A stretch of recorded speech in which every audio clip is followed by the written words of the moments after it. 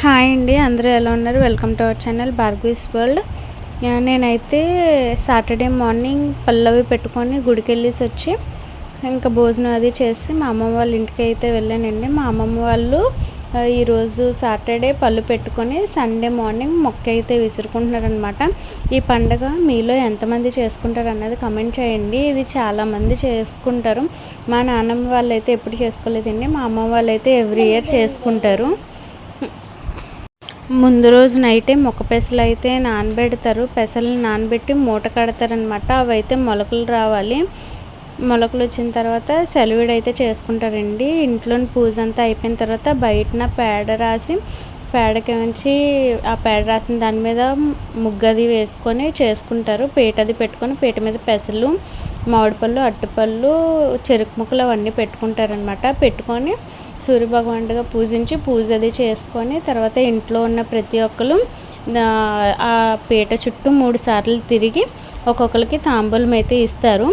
తాంబూలం ఇచ్చిన తర్వాత ఒక పండు తీసుకొని మామిడి పండు కానీ కొబ్బరికాయ కానీ గుమ్మడి పండు కానీ తీసుకొని 3 సార్లు ప్రదక్షిణ చేసి దూరంగా ఇసురుతారనమాట. వచ్చిన జనాలు ఎవరైతే క్యాచ్ పడతారో అది వాళ్ళది అన్నట్టు అనమాట. పూజలో పెట్టింది కదా, దానివల్ల మంచి ఫలితాలు ఉంటాయని నమ్ముతారనమాట. అలా ఇంట్లో ప్రతి ఒక్కరు చేసిన తర్వాత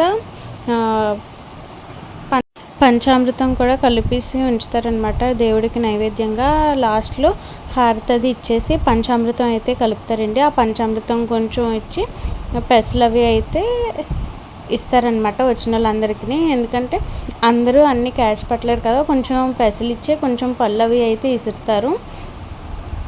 ఇసిరి ఆ పండుగ అయితే చేసుకుంటారండి. చాలా సరదాగా ఉంటుంది. మా చిన్నప్పుడైతే మేము ఇదేదో ఆటలాగా ఉంది అనుకునే వాళ్ళం.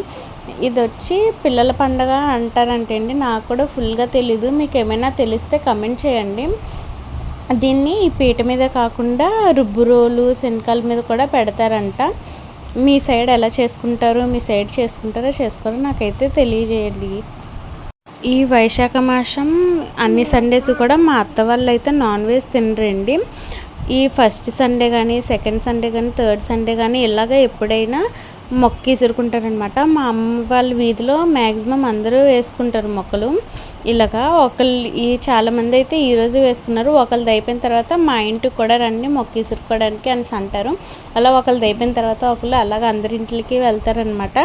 చాలా బాగుంటుంది సరదాగా. వీధిలో వాళ్ళందరూ వస్తారు కదా, కొంచెం కమ్యూనికేషన్ కూడా పెరుగుతుంది ఒకప్పుడు. అందుకేనేమో ఇలాంటి పండుగలన్నీ పెట్టేవారు. నేనైతే సాటర్డే ఈవినింగ్ వెళ్ళానండి అనకాపల్లి. సాటర్డే ఈవినింగ్ వెళ్ళి సండే మార్నింగ్ ఈ పండుగ అది చూసుకొని లంచ్ అది చేసి మళ్ళీ 3:30-4 ఆ టైంకి అయితే రిటర్న్ అయిపోయానండి. నేను మళ్ళీ నెక్స్ట్ డే మండే కదా, నాన్ వెజ్ అది తింటారు కదా ఇంట్లో మా హస్బెండ్ వాళ్ళు. ఇల్లు అది ఒత్తుకొని దీపం అది పెట్టుకుందాము అని చెప్పి నేనైతే బేగానే వచ్చేసాను. ఎక్కువసేపు ఉండడానికి అవ్వలేదు.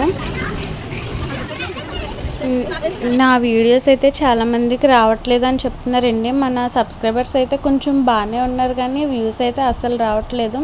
ఈ మధ్యన సబ్స్క్రైబర్స్ కూడా అసలు ఏం పెరగట్లేదండి. ఎందుకు అని కనుక్కుంటే మీ వీడియోస్ రావట్లేదు అని చెప్తున్నారు నోటిఫికేషన్లో. నా వీడియోస్ అందరికీ రావాలంటే సబ్స్క్రైబ్ చేసుకొని ఆల్ అన్న బటన్ నొక్కితే అందరికీ నేను పెట్టిన ప్రతి వీడియో కూడా వస్తుంది.